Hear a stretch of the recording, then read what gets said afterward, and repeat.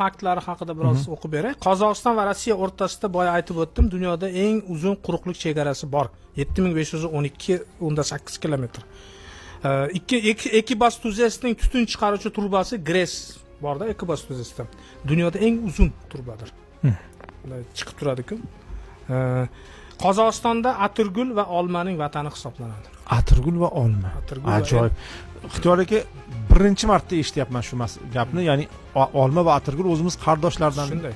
Endi to'g'ri, bu sal bahsliroqdir, balki boshqa. Yo'q, biz xursandmiz. Ha, biz xursandmiz. Chunki bu qozoq qardoshlarimizni bo'ldi degan, bu bizniki degan. Bizniki, o'sha O'rta Osiyoda-da. Markaziy Osiyo, albatta. Olmaotada eng baland dunyodagi nima deydi haligi muz uchadigan katok deydi-ku.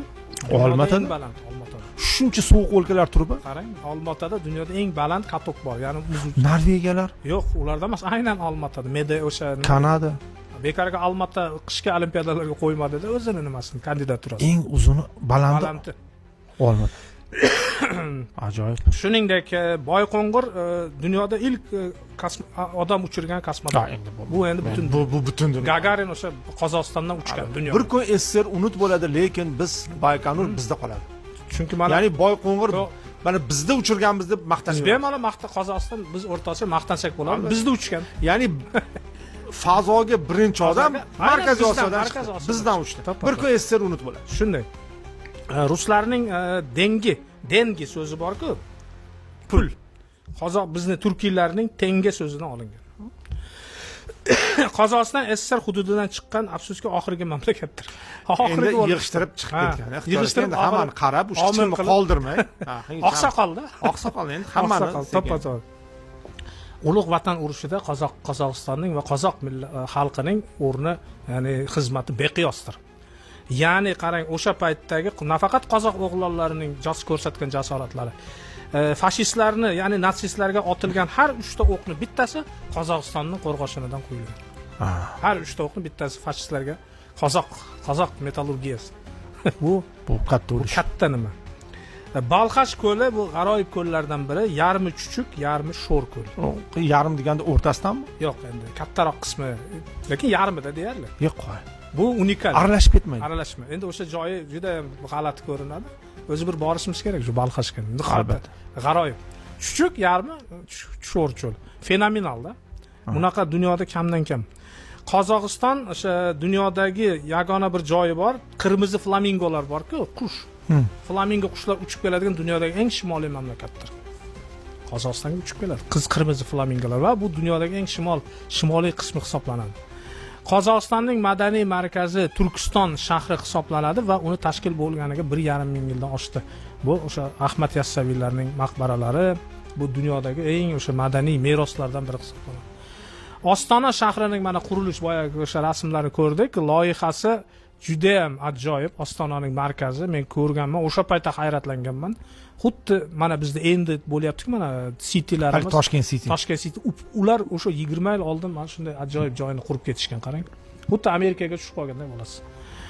Buni yapon arxitektori, ya'ni yapon me'mori Kisi Kurakawa nima qildi? Ya'ni butun shaharni mana shu demak bu yerda avval game plan o'sha Kisi Kurakawaniki. Endi ixtiyor aka, bu ya'ni hozir mana biz Toshkent bilan solishtiryapmiz-ku, endi albatta shaharni tarixiy nuqtai nazardan Toshkent albatta bu ham qadimiy va Toshkentda o'zi emas edi, nimadir qurish, lekin Ostona bu keyin poytaxt qilingan, albatta. Keyin poytaxt qilindi. Juda ham yaqinda va u yerda o'sha rejalab qurish osonroq ham bo'lgan, tushunishimcha. Yana bir fenomenal nima xabar, mana qozoq tarixchilari, qozoq arxeologlarining o'sha nima bo'yicha izlanishlari bo'yicha shuni ko'rsatdiki, birinchi qo'lga o'rgatilgan otlar bor, Damashqning. Ot ham birinchi bor Qozog'iston hududida o'rgatilgan degan qarashlar bor. O'zimizdan ekan. Dunyoda birinchi bo'lib. O'ylab ko'ravering.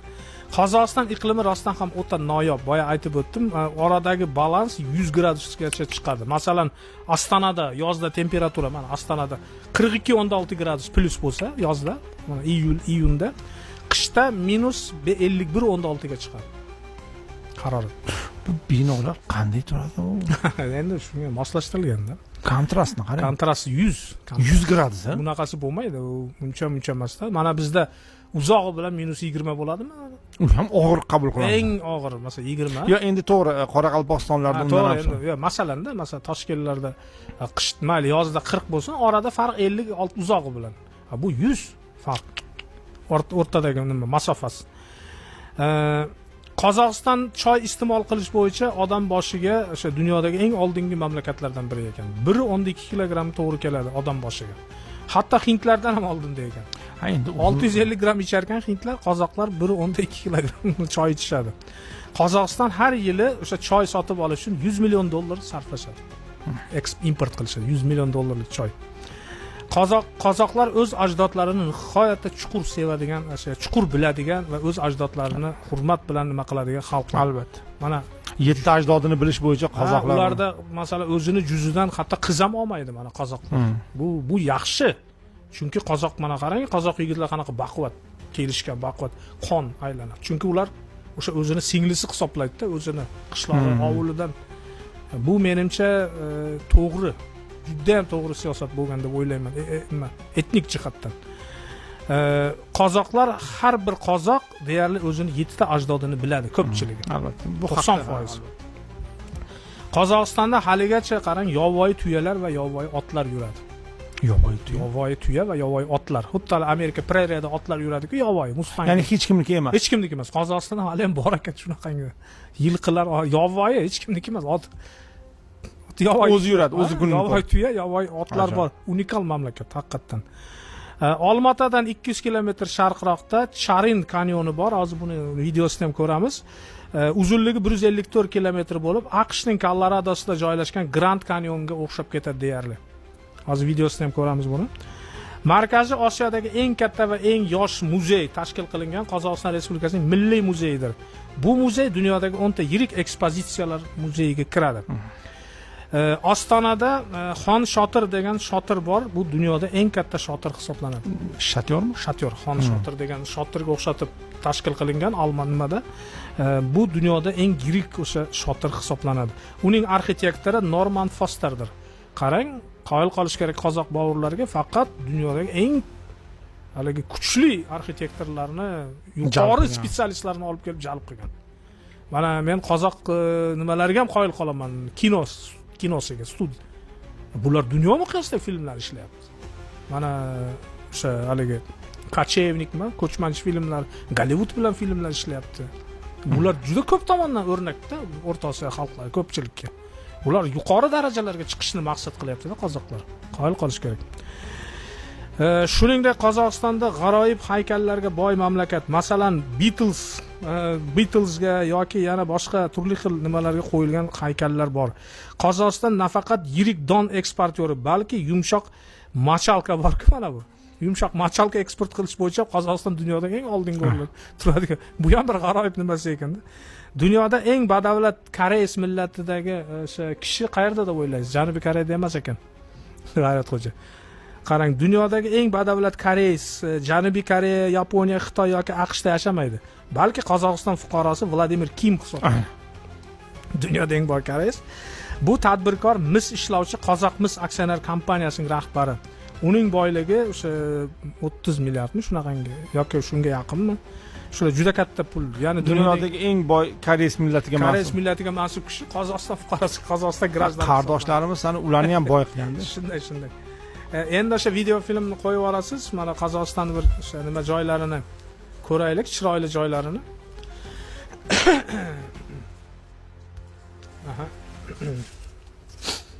Qozog'istonda nihoyatda chiroyli joylari ko'p. G'ayratxo'ja, mana qarang, mana shu rasmdan ham bilinadi. Bir antiqa joylari bor. Video filmni qo'yapsizmi? Mana Qozog'iston, mana ko'ryapsiz. Bu Olmaotami?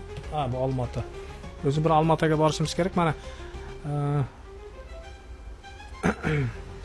bu yerdan o'tkazib yuborsa, bu yerlar mana shu yerga qarang.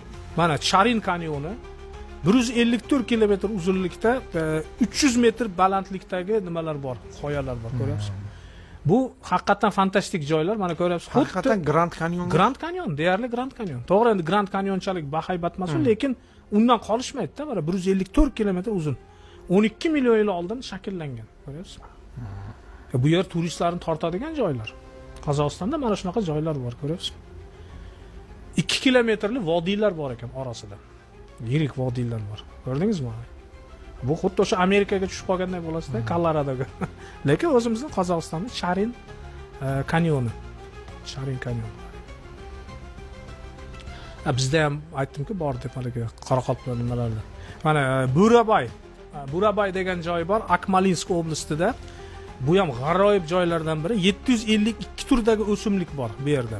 Shundan 112 tasi noyob o'simliklar Qizil kitobga kiritilgan. Qozog'istonda 305 xil turdagi hayvonlari mavjud joy. Qarang, ajoyib joylar. O'rmonlar, keyin Kayinda ko'li bor. Mana shu bo'lish kerak. Mana Kayinda ko'li. Kungay Olatov joyida archalar, yo bu hali nima emas, Burabayni ko'rsatyaptimi, menimcha.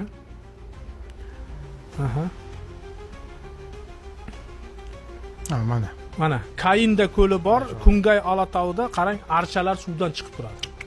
Suvdan chiqib turadi, 21 metr chuqurlikka ega ko'l.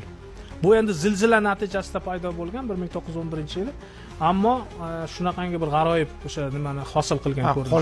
Qolib ketgan. Daraxtlar lekin o'sib turadi. Tasavvur qiling, 21 metr past chuqur, lekin daraxtlarning balandligi ham ancha baland ekanda.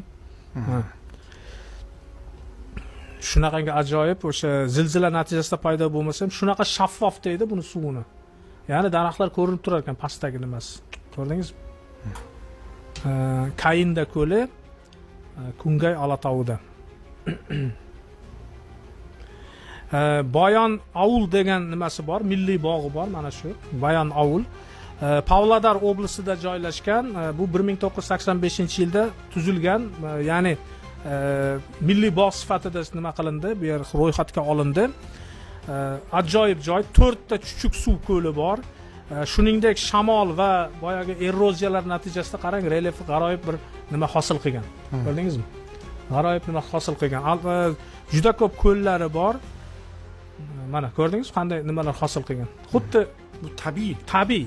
O'sha shamol va suv eroziyasi, ya'ni yemirilish natijasida ko'rdingiz qanday nima landshaft hosil qilgan. Mana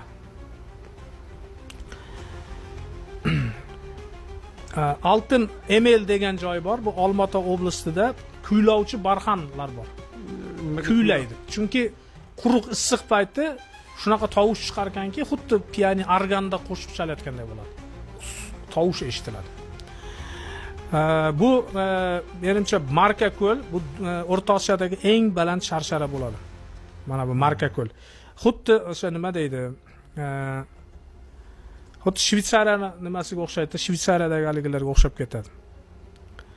Burxan Bulak. O'rta Osiyodagi eng baland sharshara Olmaota oblastida, Yekeldinsk rayonida, Jungar Olatovida 168 metrdan otilib tushadi. Mana Marka ko'l. Shu Marka ko'l bu Sharqiy Qozog'istonda, buni xuddi Qozog'iston Shvetsariyasi desa ham bo'ladi bu yerni. Ya'ni o'sha uning qirg'oqlarida mana qarang, ajoyib landshaft hosil qilgan. Kurort zonalar hosil qilsa bo'ladi bemalol bu yerda. Aksaran Qizilaray tog'ining eng baland cho'qqisi, ya'ni markazi qarang. Markaziy Qozog'istonda ham g'aroyib joylar bor ekanda. Masalan, mana shu Qizilaray Aksaran 1560 metrlik granitlardan hosil bo'lgan. Qozog'iston markazi bu. Bu sharqiy yoki emas, Olmaota tarafi emas. Naq Qozog'istonning o'sha markazida joylashgan. Aksaran. Mana bu Tengiz ko'li, bu dunyodagi eng sho'r ko'llardan biri hisoblanadi. 2008-yilda bu ko'lni UNESCO o'zining o'sha butun jahon merosi sifatida ro'yxatga oldi. Ya'ni nima uchun bunday? Bu yerda 20 ta orol bor. Bu yerga qirmizi boyagi flamingolar uchib keladi. Bu juda unikal joy. 20 ta oroli bor. Bu yerda o'sha qirmizi flamingolar uchib keladi. Bu yer UNESCOning nimasiga olingan? Himoyasiga olingan. Chunki bu noyob qushlar. Ili Olatovi, mana bu milliy bog' Olmaota janubida, o'zi Ili Orta Olatovida mana shu joylar. o'zi Olmota atrofi ham nihoyatda go'zalda. G'ayratxo'ja, ayniqsa mana Issiqko'l bilan Olmaotaga boradigan o yo'nalish bor-ku. Ana shular juda go'zal. O'zi mana qarang, Olmota atrofi Ili Olatovi deyiladi. Bu yerda 1000 dan ortiq o'simlik, 2000 dan ortiq hayvon turlarini o'sha nimaga olingan. Juda ko'p qizil kitobga kiritilgan. Ba'zi bir hind filmlarida ham mana shu yerda olingan deyishadi, haligi sevgi afsonasimi, bir gullar bo'ladi. Mana shu yerda olingan deydi, shu Qozog'iston Ili Olatovida. Aha, bo'ldi. Menimcha Qozog'iston haqida agar